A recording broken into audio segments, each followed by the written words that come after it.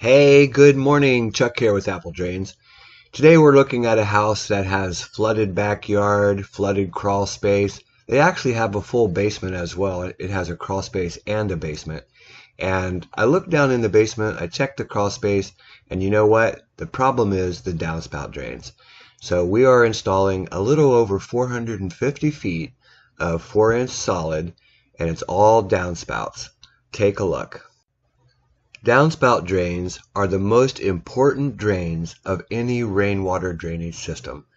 Your roof gathers so much water when it rains, and if that water just comes down the downspout, you can see how it was laying here. It just soaks right into the ground, goes right back into the crawl space or the basement, and it probably floods in your backyard as well. Always call to get your utilities located before you dig. One thing they don't locate are things like this. This is an old brick walk. This home was built 1908, and there's all kinds of things underground. It has been added on to over the years, but the yard itself, so many things underground. The trencher will cut through most everything, and it takes a little bit of work, but you'll get through it. If you've got all your utilities located, try to run that trencher as much as possible. Here in this hard clay, it is much easier to run the trencher than it is to dig by hand. Of course, you will have to do some hand digging. That's just normal. So we've got most all of the trench dug. We've come back and cleaned it out. You can see Derek's down here at the end. He's just finishing cleaning out the end of that walk, right at the walk, so we can put the pop-up there. And then we're going to start to lay some pipe. Remember, we've got a little over 450 feet of pipe to lay. We hooked up every single downspout, whether they were a short run like this, it just came out to the sidewalk, or whether it was a long run like in the back. All these downspouts need to get out to the street or to the sidewalk. You can see this is on a steep hill, a lot of tree roots. Trencher makes this real quick and easy. On this side of the house, it's actually a very steep hill, and we were able to make a very nice clean cut all the way through. This is connecting another downspout in the back, and you can see it's the same thing. All the way, you need to trench all the way as far as you can with that trencher before you have to hand dig. You can see what we're doing is just moving that dirt off of the sidewalk, cleaning it up, going to mix it up into that soil, and it'll just disappear.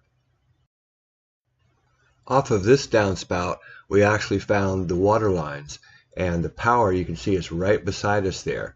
So we had to hand dig all the way across, and you can see how deep that is. It's quite a deep trench. Daryl's got an easy task really to get underneath of those irrigation or water lines, whatever they are, and we'll be able to run our pipe right down through there.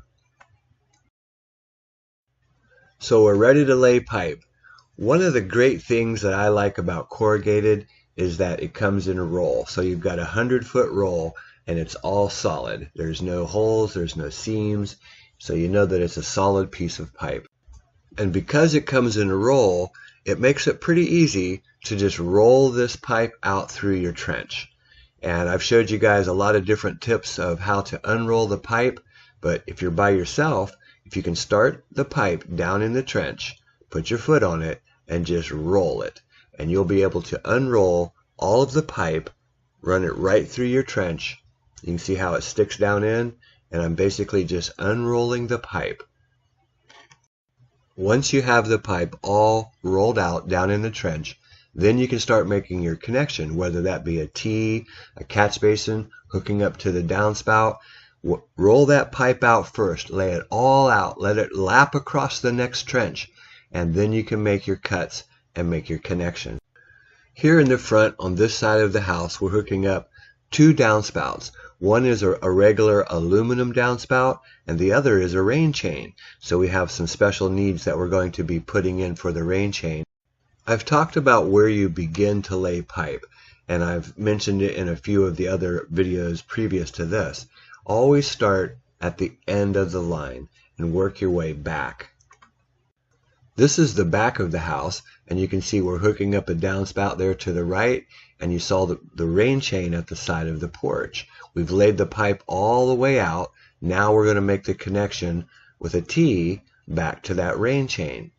The rain chain needs a huge catch basin, and we're using 12-inch culvert pipe, and we cut that to size. We fill that with gravel and let the chain come into the gravel. But we still need a discharge. It can't just go into the ground. It has to be able to discharge. So we'll run a 4-inch solid pipe over to the culvert, drill a hole in it, and then when that water fills up through the gravel, it will come into the system and be carried away. Snap your T's together, and then come back and clean out the rest of that trench. You can see those guys left a little bit of that dirt right there, but that's okay. Easy enough to come back and connect all that together. But you can see how long this line is. It goes out all the way out to the sidewalk on the side. There's 2 rain chains in the back. The rain chains are really cool, and I actually like them, but they're not that efficient. They do let water escape during a big rain when it's raining 3, 4, 5, 6 inches. So I've opened up this trench, just clean it out just a little bit more, and then we'll be able to lay the pipe all the way back to the rain chain. We're down pretty deep here, and the line actually starts about 18 inches deep and continues down all the way out to the sidewalk. So as it comes out there by the fence, it's probably about 2.5 to 3 feet deep. It's quite deep through there. Okay, let's go ahead and hook up the rain chain assembly. Remember, we've got an 18-inch culvert acting as a catch basin, and the rain chain comes down into the center of that. So what we need to do is go ahead and get some more pipe. This is actually our 3rd roll of pipe that we're going to unroll here, and bring that over, and we're going to keep installing pipe. For those of you that don't know what a rain chain is, this is actually a chain that comes from the gutter down to the ground. There's actually a hole, the drop is cut into the gutter, and the water comes, and what it does is it spins down the chain. It's really neat. It just spins right down the chain and goes straight down to the ground. It doesn't splash as much as you think, but it does splash when the wind's blowing and it's heavy rain. And that's my reason for not liking it, but it does work, and it works really good, and it's a very decorative, especially if you light this up at night. It just sparkles as it comes through. So we've got our culvert pipe. You slice the line. It's a 4-inch hole. Slice the pipe, slide it inside. Next we'll make a measurement to the T. Pull that pipe straight out, stretch it out, and when you make your measurement, cut to the inside of the coupling so that you know you've got an exact fit. Pretty straightforward, and there's so many different ways that you could connect this. We're using a T. You could use a Y. You could have a catch basin and let it come into the catch basin, but I like to run T's. I think they're very quick and easy. It makes the job go very quickly. Good connection. Double check it. You'll hear it snap when it goes together. That one's done. Let's move on to the next one.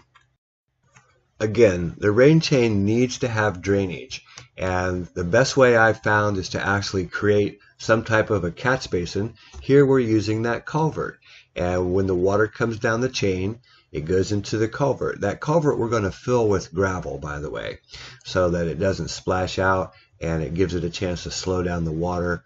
Drill a 4-inch hole into your catch basin or the culvert, run your 4-inch line over, slide your pipe inside, and you're all set. I like to slice our pipe like this and then slide it inside, because once it goes inside, it actually opens up, expands, and is extremely tight. Next, we'll go ahead and put the T on to connect to the main line. You always have a main line. Somewhere everything is going to connect to your main line. And we've started this in that rear of the house. That's the main line from the downspout, and we're connecting everything to it. Snap-on T's, so simple. They just snap right in place. You'll hear it click when it goes together, so you know it. Now we'll make a measurement from the rain chain to the T, and this section of the pipe is complete. Time to backfill. You can see we've raked it all over onto the trench, and we've smoothed it out a little bit. We like to leave it a little bit high, and we know that it's going to settle. It just takes a few rainfalls. This line starts here at that front downspout. It picks up another rain chain there in the front and goes out to the sidewalk. Along this side, is where those downspouts used to flow. They used to come out here and just flood this area. This is a basement, and that water went straight down into the basement. Adding the downspout drains is moving all that roof water away from that foundation. They are the most important drain in the rainwater drainage system. We still have a little cleanup here to do right there at the curb. I'm going to bring the guys over here. They'll shovel that up and we'll haul that away. For the discharge of the pipe, because we're on a pretty good hill, we can actually cut that at an angle and just let it be an open discharge, just like it was going out and through the curb. This will come out, we'll put the sod back right there, and people can mow over it or whatever else they need to do. And there it is. That's a pretty good install, guys. Something that you guys could do yourself. It does take a lot of work. Remember, there were 4 guys out here, and it took us about 6.5 hours to get all this installed and cleaned up properly. Hey, this is Chuck with Apple Drains, reminding you that if you believe you can do something, I guarantee you can do it. Have a great day.